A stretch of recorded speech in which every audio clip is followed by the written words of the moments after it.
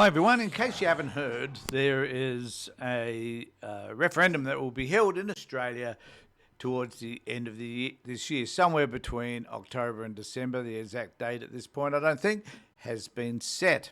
But what does this mean to all of us?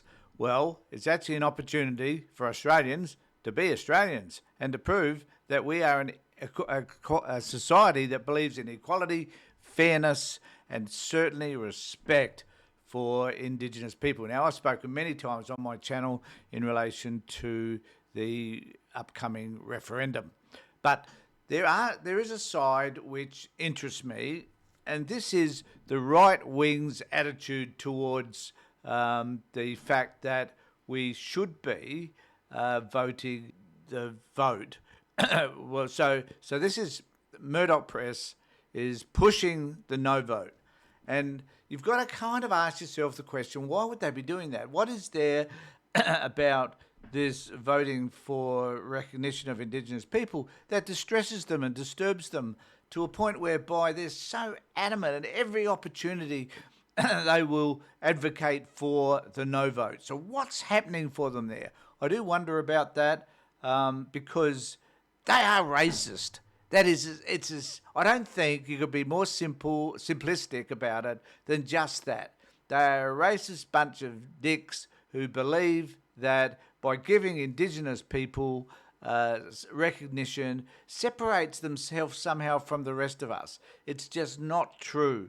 And they're still selling the argument that it's going to be a third government, third house, and that they're going to have all this power and all this influence, which normal people don't get, all that sort of crap. Well, actually, it's all bullshit, but they are still plugging that particular line. So it's an effort to disseminate as much misinformation as they can, hoping that people in our community will start to accept it. The racial views that are held in our community will be upheld, and as a result of that, their racist views will be carried out because they will get the vote that they want, which is a no vote. So what I was interested in was Paul Murray in relation to the vote, and he has Graham Richardson on.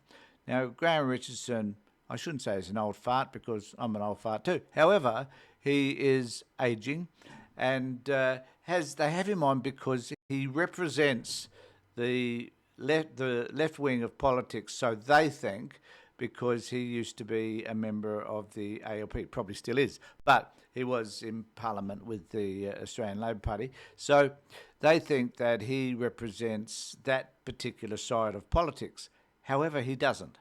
He himself has moved further and further to the right over time, which must be an ageist thing and must be a sign of dementia.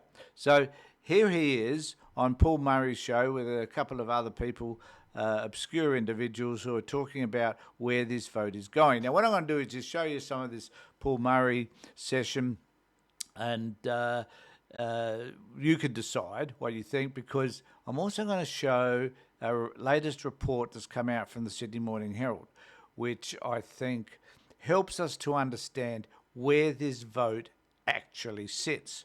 So just before I go any further, though, I do want to say, if you can, please subscribe to my channel, ring the bell, and I will let you know, or YouTube will let you know when there's any further notifications. So let's just have a look at Paul, and we will see where we want to go to from there. Now Paul is the voice piece, such as most of them are, for the No campaign. I don't know specifically whether they actually believe themselves that this is a good thing, but they're paid to do it. They flog it. They are the largest mouthpiece for this campaign that there is, and Paul Murray in particular is very vocal in this area. So here's what he has to say. Right now with Steve Price, of course, our colleague here at Sky News, none other than the wonderful Caroline Marcus, another wonderful colleague here at Sky News, and wonderful, everyone gets the same intro, none other than the wonderful Sam Crosby. So, Sam, about the voice. Richo, the man who is quite fearless in just telling the truth here. Always says the mob gets it right. He says the voice isn't going to get there. In fact, this is what he said here a bit earlier in the day on Sky News. Roll the tape. Polling has softened quite dramatically for the yes vote. There's no doubt about that, Graham. It has. It's softened a great deal, and it's continuing to soften. This is a worry. I mean, if I was the Prime Minister, I'd have the vote on this yesterday, because with every passing moment, it seems, the chances of it being successful are diminishing, and that's got to be a real worry for the government. I'm not surprised by it, though. As you know, we aren't very good at changing the constitution in this country. We tend to reject almost all of the efforts to do it. Now, Steve, you, of course, are sitting on the radio in the host's chair, writing columns. You're plugged into how people are. You know where the polls are going on this. But sure. Remember... Now, this is the point. He knows where the polls are going on this. Well, let's hear what he has to say. Then let's look at the polls. Albo, of course, is a man who's learnt from the feet of Richo, but he seems like he's strayed from Richo's sense of where people are on this issue. Who do you think's going to be right, Albo or Richo? Oh, Richo, 100%, I think. I mean, that poll you referred to and everyone's talking about now, you've got to see where the no voters has turned and the yes voters dived, and the three states are Queensland, South Australia and WA. And what do those three states have in common? Well, they have the largest real Indigenous populations in Australia.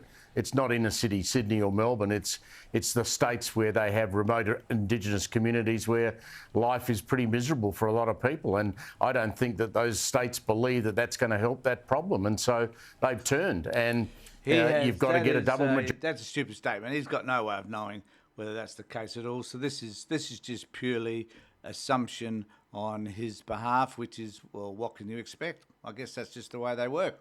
I'm going to make a few assumptions as well, but I reckon I'm entitled to get a referendum up. You've got to get a majority overall, and you've got to get a majority of the states. Right, you've got to get a majority of the states. So what I wanted to turn to is the latest poll in relation to all of this. Yes vote for the voice is leading in every state and territory. This is the latest poll. Now, the interesting thing about this poll is that the Yes campaign is enshrined in Indigenous voice within Australia's constitution, is ahead in every state and territory. The most comprehensive poll. Now, the thing that makes this different is that some of the polls have been looking at, the sample numbers have been pretty small. So they have, as a result of that, they haven't been very accurate, because the larger the sample, the more accurate, I guess, it would be. It's like saying you took a sample of all of Australians, which is what an election is about, then you know how people are thinking. So in this particular poll, I think they polled some 15,000 people. The first dedicated state-by-state poll on the Voice to Parliament has recorded the yes vote in 51% across the nation, while 34% said they would vote no and 15% undecided. And I'll bring up the graph. So here's the graph, the chart really, that tells us that 15% undecided, 51% yes, 34% are no. And I think that is quite significant, because it's in this undecided area that the final vote will be made. The question really is, will people shift from the yes vote?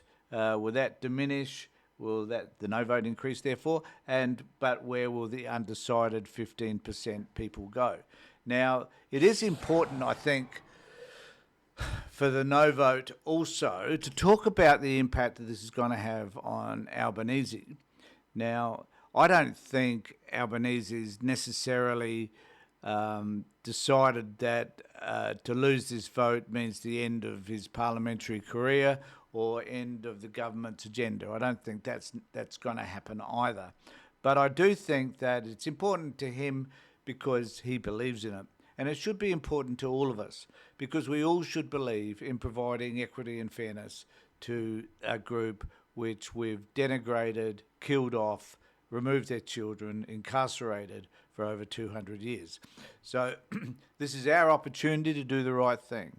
I urge all of you that are watching this video, if you live in Australia, to think about it and to tell your friends and talk to your friends and have discussions with other people about where you think this vote should go. Hopefully, you will suggest that yes, nothing's going to be lost from this. Your lives are not going to be worse off as a result of voting for this referendum.